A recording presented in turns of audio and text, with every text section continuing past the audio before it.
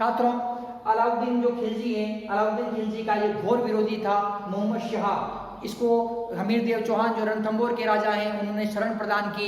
अब ये जो शरण क्यों प्रदान करते हैं उसके बारे में देखते हैं छात्रों कि ये मोहम्मद शाह जो अलाउद्दीन खिलजी के दरबार में, अलाउद्दीन खिलजी का जो दरबार है दिल्ली दरबार, दिल्ली दरबार किसका दरबार है? ये अलाउद्दीन खिलजी का दरबार है। अलाउद्दीन खिलजी के दरबार में मोहम्मद शाह तथा अलाउद्दीन खिलजी की एक पत्नी है चिमना बेगम। पत्नी का नाम क्या है? चिमना बेगम। ये किसकी पत्नी है? अलाउद्दीन खिलजी की पत्नी है। ये किसकी? अलाउद्दीन खिलजी की क्या है? ये पत्नी है चिमना बेगम तथा मोहम्मद शाह दोनों में प्रेम हो जाता है और चिमना बेगम तथा मोहम्मद शाह दोनों अलाउद्दीन के विरुद्ध षड्यंत्र रचते हैं, इसको मारने का प्रयास भी करते हैं। तब इस बात का पता अलाउद्दीन खिलजी को पता चल जाता है और अलाउद्दीन खिलजी ने मोहम्मद शाह को मारने का प्रयास किया। मोहम्मद शाह दिल्ली से भाग गया और भागकर वो हमीर देव चौहान के पास में पहुंचा। मोहम्मद शाह को ये पता था कि संपूर्ण भारत में मुझे केवल एक ही शासक शरण दे सकता है और वो है रणथंबोर के राजा हमीर देव चौहान। तो छात्रों, ये अलाउद्दीन खिलजी ने इससे जब मोहम्मद शाह को मारने का प्रयास किया तब ये वहां से भागा और भाग के कहाँ पहुंच गया? रणथंबोर के राजा हमीर देव चौहान की शरण में पहुंच गया। तो हमीर देव चौहान के समक्ष वो पहुंचा और हमीर देव चौहान को कहा कि आप मुझे शरण दीजिए। तो प्रजावत्सल शासक, शरणागत शासक कौन थे? ये हमीर देव चौहान थे। अपनी शरण में आया हुआ जो व्यक्ति था उसकी रक्षा करना उनका परम कर्तव्य था। इसीलिए हमीर देव चौहान ने मोहम्मद शाह जो एक मंगोल मुस्लिम है मोहम्मद शाह, उसे अपने यहाँ शरण दे दी। जब अलाउद्दीन खिलजी को ये पता चला कि रणथंबोर के राजा हमीर देव चौहान ने मोहम्मद शाह को शरण दे रखी है, तब अलाउद्दीन खिलजी ने जो हमीर देव चौहान थे, हमीर देव चौहान को कहा कि जो मेरा ये जो विद्रोही है उस विद्रोही को आप लौटा दीजिए, जो मेरा घोर शत्रु है उस शत्रु को आप लौटा दीजिए। तो हमीर देव चौहान ने कहा कि ये मेरी शरण में आ चुका है और शरणागत है ये मेरा, इसलिए मैं इसे नहीं लौटाऊंगा। और चाहे अलाउद्दीन खिलजी ने कहा तो हमारे आक्रमण का सामना करने के लिए तैयार रहिए। तो हमीर देव चौहान ने कहा कि हम युद्ध के लिए तैयार है, परंतु जो शरणागत आया हुआ है मोहम्मद शाह ने मेरे यहाँ शरण मांगी है, हम मर जाएंगे लेकिन हम शरणागत को नहीं सौंपेंगे। तब इन कारणों के चलते अलाउद्दीन खिलजी ने क्या किया? 1301 ईस्वी में आक्रमण किया। तो किन कारणों के चलते किया छात्रों? एक बार पुनः देखते हैं। हमीर देव चौहान द्वारा साम्राज्य का विस्तार करना, अलाउद्दीन खिलजी की साम्राज्य विस्तारवादी नीति, रणथंबोर का राजनीतिक व व्यापारिक महत्व होना, रणथंबोर के अभेद दुर्ग को प्राप्त करना, हमीर देव द्वारा लगान न देना, जलालुद्दीन खिलजी की पराजय का बदला लेना, इस्लाम धर्म की स्थापना करना, मोहम्मद शाह को शरण देना तथा हमीर देव चौहान का स्वतंत्रता प्रेम। निम्न कारणों के चलते जो अलाउद्दीन खिलजी ने जो दिल्ली से एक विशाल सेना भेजी। छात्रों, कहाँ से भेज रहा है? दिल्ली से। तो अब ये आक्रमण की तैयारी में जुट चुका है। तो इधर से जो हमीर देव चौहान है, हमीर देव चौहान को भी अब लग गया कि अलाउद्दीन खिलजी है जो रणथंबोर पर अब आक्रमण जरूर करेगा। तो छात्रों, अब अलाउद्दीन खिलजी ने क्या किया कि रणथंबोर पर आक्रमण के लिए एक विशाल सेना भेजी। तो विशाल सेना के अंतर्गत क्या था छात्रों कि दिल्ली से एक सेना रवाना होती है, दिल्ली से सेना रवाना हो रही है। सेना के सेनापति है उलुग खां, ये अलाउद्दीन खिलजी का भाई है उलुग खां, तथा दूसरा सेनापति है नुसरत खां। उलुग खां तथा नुसरत खां के नेतृत्व में जो एक विशाल सेना भेजी जाती है और ये एक विशाल सेना लेके आते हैं और जाइन दुर्ग, कौन सा दुर्ग छात्रों? जाइन दुर्ग को ये घेर लेते हैं, चारों तरफ से ये घेर लेते हैं। जाइन दुर्ग को छात्रों रणथंबोर दुर्ग की कुंजी कहा जाता है। रणथंबोर दुर्ग की कुंजी कौन सा दुर्ग है छात्रों? जाइन का जो किला है, जाइन के किले को घेर लेते हैं जाइन दुर्ग। जाइन का किला रणथंभौर दुर्ग की कुंजी कहलाता है। इस दुर्ग को ये घेर लेते हैं और नुसरत खां तथा उलुग खां इस किले को जीत लेते हैं। इसके बाद में छात्रों जो ये रणथंभौर के किले को घेरते हैं 1301 ईस्वी में रणथंभौर के किले को चारों तरफ से घेर लेते हैं। उलुग खां तथा नुसरत खां कौन घेरते हैं? उलुग खां तथा नुसरत खां रणथंभौर के किले को घेर लेते हैं और रणथंभौर के किले में कैद अर्थात चारों तरफ से घिर चुके हैं राजपूत भयंकर प्रतिरोध करते हैं। किले से विशाल पत्थर फेंकते हैं शत्रु सेना पर, खोलता हुआ उबलता हुआ जल फेंकते हैं, उबलता हुआ तेल फेंकते हैं, तीरों की बारिश करते हैं, भालों की बारिश करते हैं, पत्थरों की बारिश कर देते हैं। तो ये जो सेना है अलाउद्दीन खिलजी की ये घबरा जाती है और इसमें एक विशाल पत्थर, एक बड़ा पत्थर है, वो किसके लग जाता है? वो नुसरत खां, जो नुसरत खां सेनापति है उसके लग जाता है और ये नुसरत खां मर जाता है। और इसकी जब मृत्यु की खबर अलाउद्दीन की सेना के अंदर फैल जाती है तो अलाउद्दीन की सेना है ये क्या पीछे हट जाती है। जब ये उलुग खां अलाउद्दीन खिलजी के पास में एक संदेश भिजवाता है कि नुसरत खां मारा जा चुका है और सेना की आवश्यकता है, तब अलाउद्दीन खिलजी एक विशाल सेना के साथ में दिल्ली से स्वयं रवाना होता है। अलाउद्दीन खिलजी के साथ में अमीर खुसरो नाम का विद्वान, अलाउद्दीन खिलजी के साथ में कौन है छात्रों? अमीर खुसरो नाम का विद्वान भी, अमीर खुसरो नाम का विद्वान ये भी अलाउद्दीन खिलजी की सेना के साथ में है। तो ये भी आता है और अलाउद्दीन खिलजी एक बार पुनः इस किले को घेर लेता है। किस किले को? रणथंभौर के किले को घेर लेता है। घेरा काफी लंबे समय तक चलता है परंतु इस किले के अंदर ये अलाउद्दीन खिलजी प्रवेश नहीं कर पाता है और किले के अंदर से भयंकर प्रतिरोध हो रहा है। राजपूत सेना द्वारा लगातार प्रतिरोध किया जा रहा है। इसके अंतर्गत छात्रों क्या है कि वहां से जो किले के अंदर से जो अस्त्र शस्त्रों की बारिश की जा रही, जिसके कारण जो ये तुर्क सेना के पीछे हट जाती है तथा अलाउद्दीन खिलजी भी यहाँ परेशान हो जाता है। तो इसके अंतर्गत छात्रों जो अलाउद्दीन खिलजी ने परेशान होकर छल कपट का सहारा लिया। अलाउद्दीन खिलजी का तो काम ही यही था छात्रों, हर युद्ध में छल कपट से ही जीतता था। तो इसने भी यहाँ पर क्या किया कि छल कपट का सहारा लिया और इसने रणथंभौर के राजा हमीर देव चौहान के पास में एक पत्र भेजा और उस पत्र में लिखा हुआ था कि हम आपसे संधि करना चाहते हैं। तो हमीर देव चौहान ने देखा कि संधि हो रही है तो ठीक है। तो अलाउद्दीन खिलजी ने क्या किया कि वो पत्र भेजा और हमीर देव चौहान के जो सेनापति थे, हमीर देव चौहान के सेनापति को भी भेजा गया। हमीर देव चौहान के जो सेनापति थे और हमीर देव चौहान ने अपने सेनापति को भेजा, हमीर देव चौहान का सेनापति। तो छात्रों हमीर देव चौहान के पास में क्या है पत्र पहुंचता है, हमीर देव चौहान के पास में क्या पहुंच गया? पत्र पहुंच गया छात्रों। और इसने हमीर देव चौहान ने अपने सेनापति रतिपाल, हमीर देव चौहान का सेनापति कौन है छात्रों? रतिपाल को भेजा। रतिपाल कहाँ पहुंचा? रतिपाल अलाउद्दीन के पास पहुंचता है। अलाउद्दीन खिलजी। रतिपाल कहाँ पहुंचा छात्रों? अलाउद्दीन खिलजी के पास में पहुंचता है और अलाउद्दीन खिलजी के पास में जैसे ही पहुंचता है तो अलाउद्दीन खिलजी उसे कहता है कि आइए राजा साहब, अर्थात रणथंभौर के राजा, आपका स्वागत है। ये देख के और जो रतिपाल है ये आश्चर्यचकित होता है और अलाउद्दीन खिलजी कहता है कि यदि आप हमें रणथंभौर के किले में घुसने का मार्ग बता देंगे, अर्थात प्रवेश करने का मार्ग बता देंगे, तो हम आपको युद्ध के उपरांत रणथंभौर का राजा बना देंगे।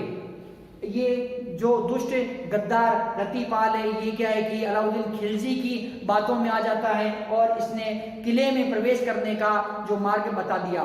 छात्रों जब ये किले के अंदर प्रवेश करने का मार्ग बता देता है तो ये प्रवेश के अंदर मार्ग बता देता है और ये जो मुस्लिम सेना है ये किले के अंदर प्रवेश कर जाती है। छात्रों इसमें क्या होता है कि रतिपाल अलाउद्दीन खिलजी के पास में पहुंचा और अलाउद्दीन खिलजी ने इसको प्रलोभन दे दिया कि युद्ध में विजय के बाद में आपको हम राजा बना देंगे, परंतु एक शर्त है, यदि आप किले में घुसने का हमें मार्ग बता दें तो रतिपाल इस चीज को मान गया और रतिपाल पुनः रणथंभौर के किले में पहुंचता है। कहाँ पहुंचता है?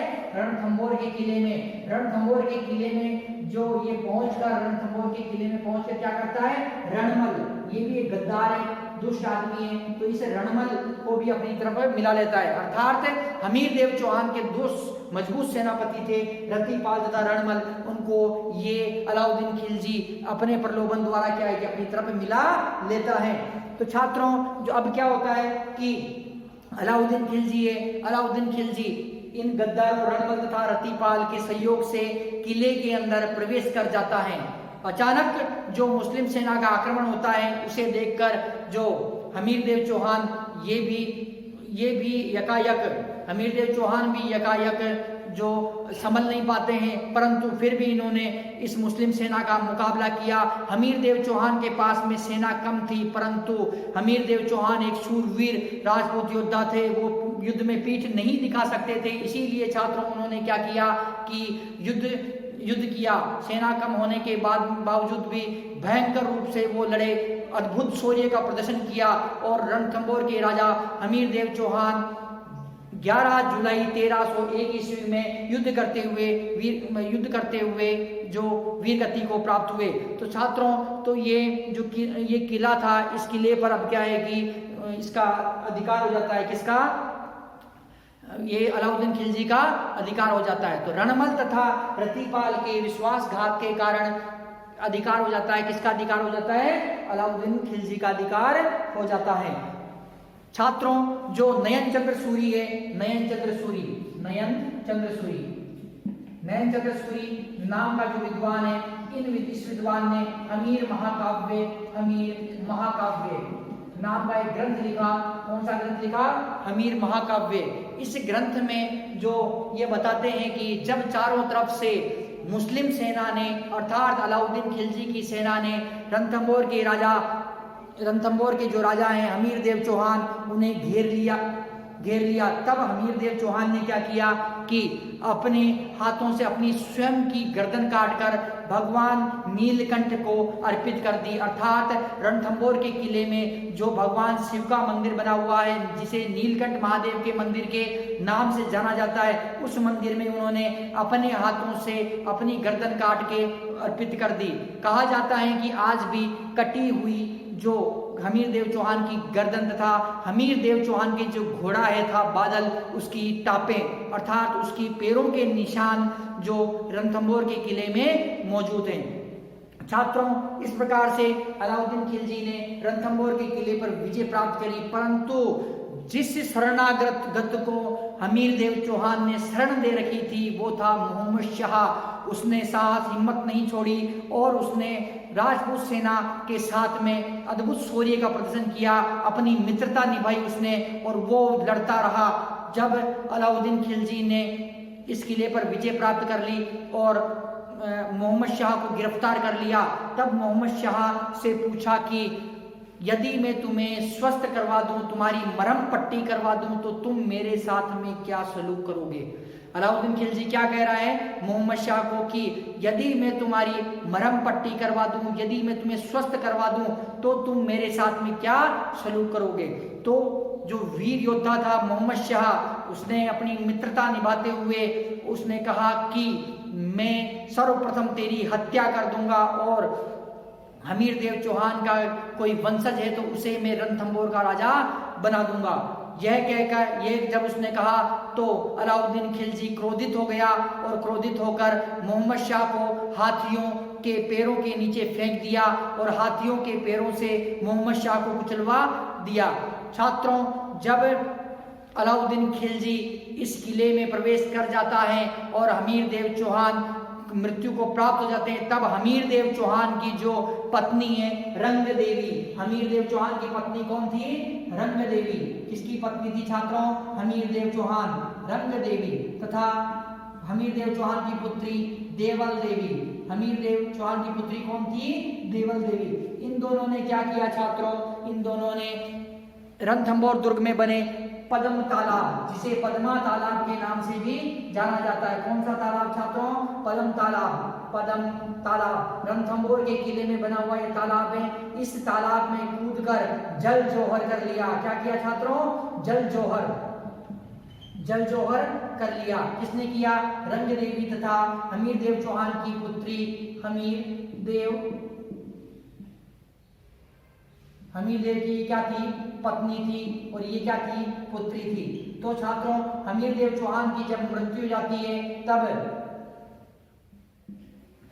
जाती है तब छात्रों ये हमीरदेव चौहान की पत्नी है रंग देवी तथा पुत्री देवल देवी तथा अन्य जो नारियां थी किले में, ये सभी क्या है, पद्म तालाब है जिसे पद्मा तालाब के नाम से भी जाना जाता है, इसमें कूद जाती है और कूद कर ये क्या करती है, अपने प्राण त्याग देती है, अपने सतीत्व की रक्षा के लिए कूदती है, और ये जल जौहर कहलाता है। छात्रों रणथंभौर का किला तथा राजस्थान में भटनेर का किला, दो किले इस प्रकार के जहां हिंदू स्त्रियों के साथ साथ में मुस्लिम स्त्रियों ने भी जौहर किया।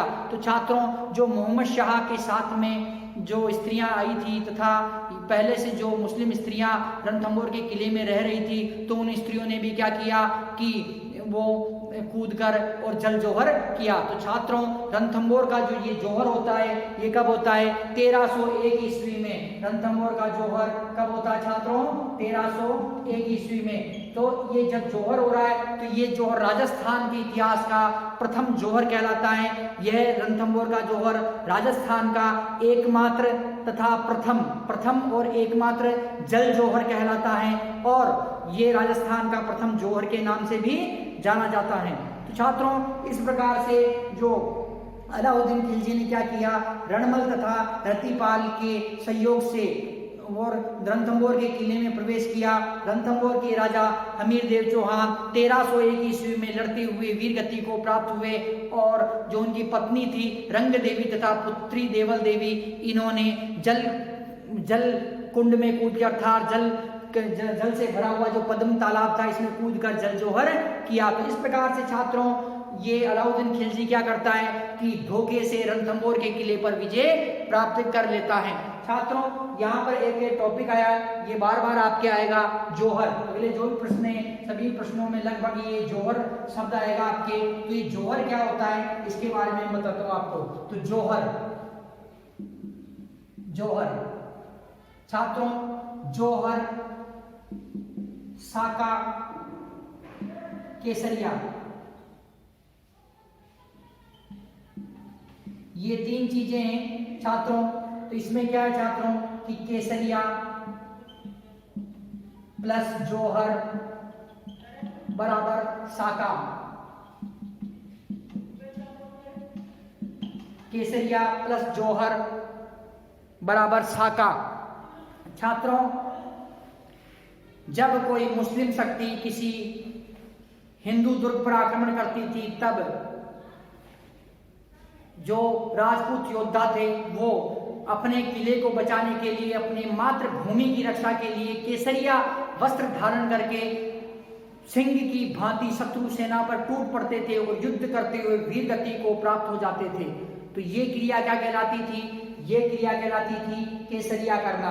केसरिया करना क्या था, जब कोई मुस्लिम शक्ति है, जो मुस्लिम सुल्तान है, वो राजपूतों के दुर्ग पर या हिंदू राजाओं के दुर्ग पर आक्रमण कर रहा है, तो उस समय जो किले के जो राजपूत शासक हैं वो अपने किले की रक्षा के लिए अंतिम युद्ध लड़ने के लिए जाते थे। उस समय केसरिया वस्त्र धारण करते थे, अर्थात केसरिया वस्त्र धारण करके अंतिम युद्ध करते हुए वीर गति को प्राप्त हो जाते थे। वो क्रिया क्या कहलाती थी, जौहर, सॉरी वो क्रिया कहलाती थी केसरिया।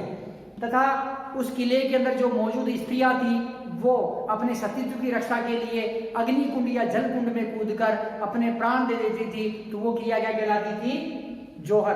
तो छात्रों जहां राजपूत योद्धाओं ने केसरिया वस्त्र पहनकर अंतिम युद्ध करते हुए वीर गति को भी प्राप्त की हो, तथा स्त्रियों द्वारा अग्नि कुंड या जल कुंड में कूदकर जो अपने सतीत्व की रक्षा के लिए अपने प्राण भी दिए हों, तो जिस दुर्ग में केसरिया और जौहर दोनों घटनाएं एक साथ घटती है वो क्या कहलाता है, साका कहलाता है। तो छात्रों रणथंभौर के किले में भी यही हुआ कि हमीरदेव चौहान ने जो केसरिया वस्त्र धारण करके अंतिम युद्ध करते हुए वीर गति को प्राप्त हुए वो, और उनकी पत्नी थी रंग देवी तथा पुत्री देवल देवी, उन्होंने अपने सतीत्व की रक्षा के लिए, अपने मान सम्मान की रक्षा के लिए जल कुंड में कूदकर अपने प्राण दे दिए। तो ये क्या था छात्रों, ये साका कहलाया।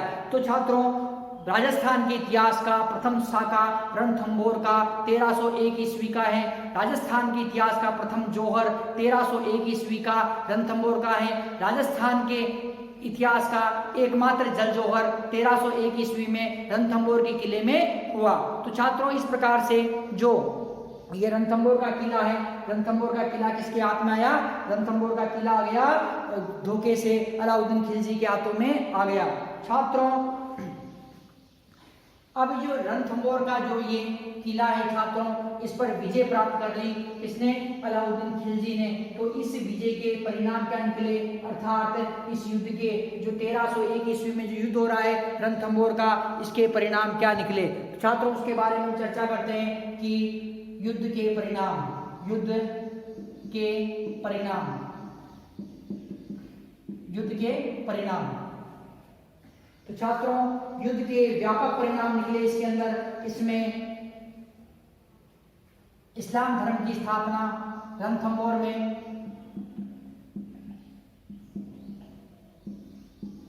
इस्लाम धर्म की स्थापना,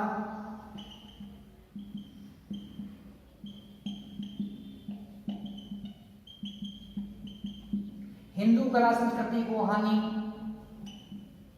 हिंदू कला संस्कृति को हानि,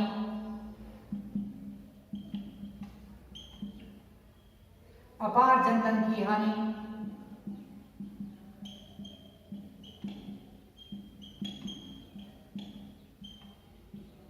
अपार जनधन की हानि,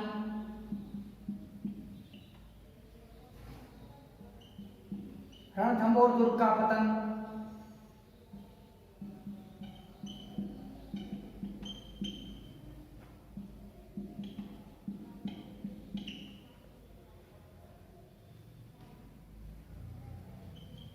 रणथंभौर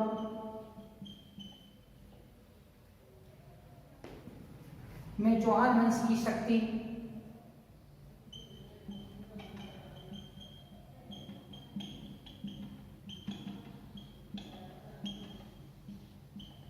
रणथंभौर में चौहान वंश की शक्ति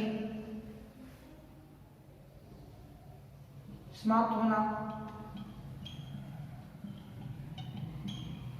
अलाउद्दीन के साम्राज्य में विस्तार होना, अलाउद्दीन के साम्राज्य में विस्तार होना,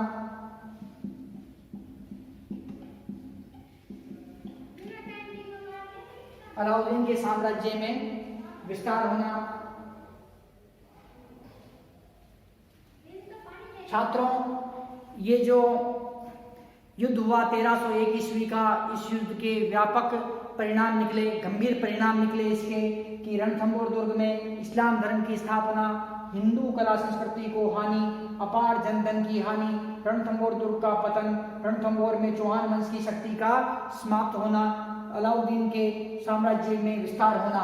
छात्रों, इसके जो ये प्रमुख परिणाम ये निकले इसमें कि रणथंभौर में इस्लाम धर्म की स्थापना होना। छात्रों, अलाउद्दीन खिलजी ने 1301 ईस्वी में रणथंभौर रियासत पर अधिकार कर लिया और अधिकार करने के बाद में उसने जो किले में स्थित हिंदू मंदिरों को तोड़ा, हिंदुओं का कत्लेआम किया, उसने हिंदुओं को जबरन मुसलमान बनाने का प्रयास किया। तो इस प्रकार से तो ये रणथंभौर जो हिंदू रियासत थी, ये जो अलाउद्दीन के कब्जे में आने के बाद में इसमें इस्लाम धर्म की स्थापना हुई, एक इस्लामिक जो रियासत बन गई।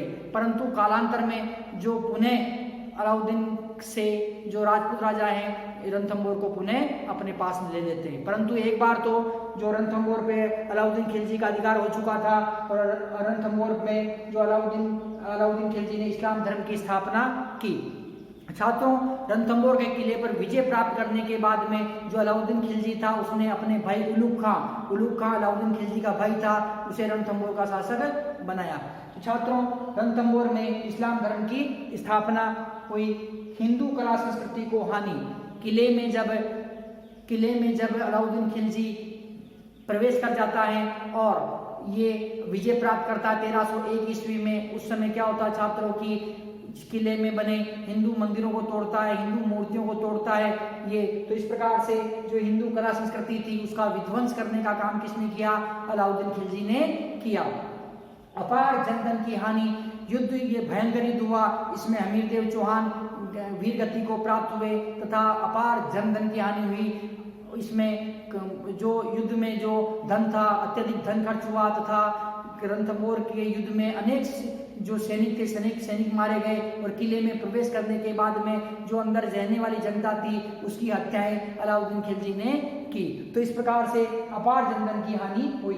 रणथंभौर दुर्ग का पतन, रणथंभौर का जो दुर्ग है 994 ईस्वी में रणथंभन देव नामक जो शासक थे उन्होंने इसका निर्माण करवाया। और ये जो दुर्ग है ये दुर्ग अपनी अभेद्यता के लिए प्रसिद्ध था, परंतु इस दुर्ग पर क्या हुआ कि इस दुर्ग पर अलाउद्दीन खिलजी ने धोखे से विजय प्राप्त की और विजय प्राप्त करने के बाद में यहाँ पर जो मुस्लिम साम्राज्य की स्थापना की। इस दुर्ग से जो राजपूतों की शक्ति इस दुर्ग में राजपूतों की शक्ति समाप्त हो गई तथा ये इस दुर्ग का पतन प्रारंभ हो गया। रणथंभौर में चौहान वंश की शक्ति का समाप्त होना, अलाउद्दीन खिलजी के आक्रमण के समय रणथंभौर पर चौहान वंश के शासक हमीरदेव राज्य कर रहे थे। हमीरदेव की मृत्यु होने के बाद में जो चौहान शक्ति थी अर्थात चौहान वंश की शक्ति थी रणथंभौर में वो समाप्त हो गई रणथंभौर से।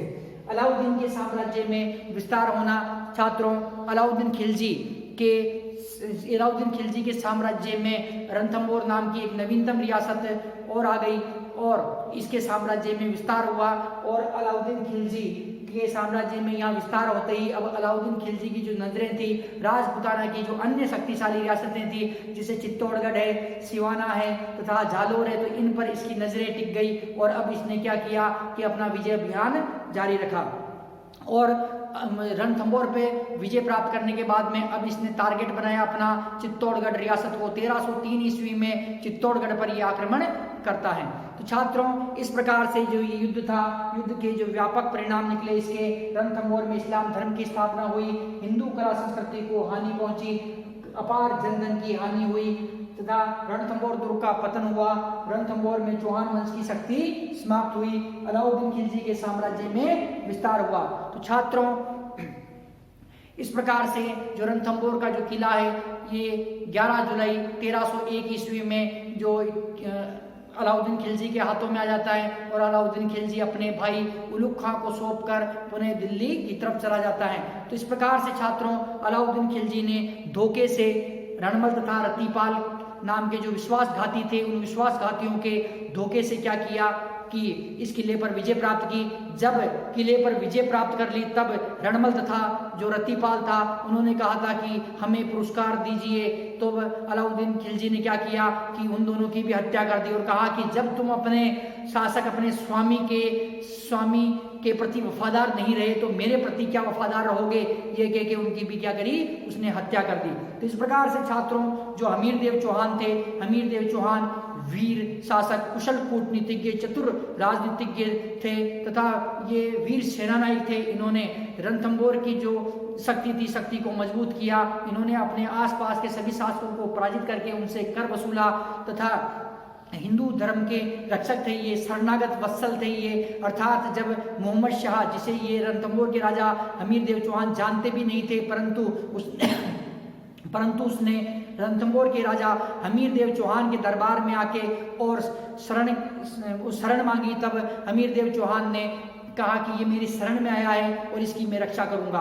और जब हमीरदेव चौहान से मोहम्मद शाह मंगोल को अलाउद्दीन खिलजी ने मांगा तो इन्होंने मना कर दिया कि यह हमारी शरण में आया है और इसके प्राणों की रक्षा का हमने वचन दिया है, हम इसे नहीं लौटाएंगे, चाहे हमें युद्ध ही क्यों न पड़ना पड़े, तो युद्ध ही क्यों न करना पड़े। तो छात्रों इस प्रकार से जो हमीरदेव चौहान थे, हमीरदेव चौहान वीर तथा कुशल कूटनीतिज्ञ शासक थे। हमीरदेव चौहान ने श्रृंगार हार नाम का एक संगीत ग्रंथ भी लिखा।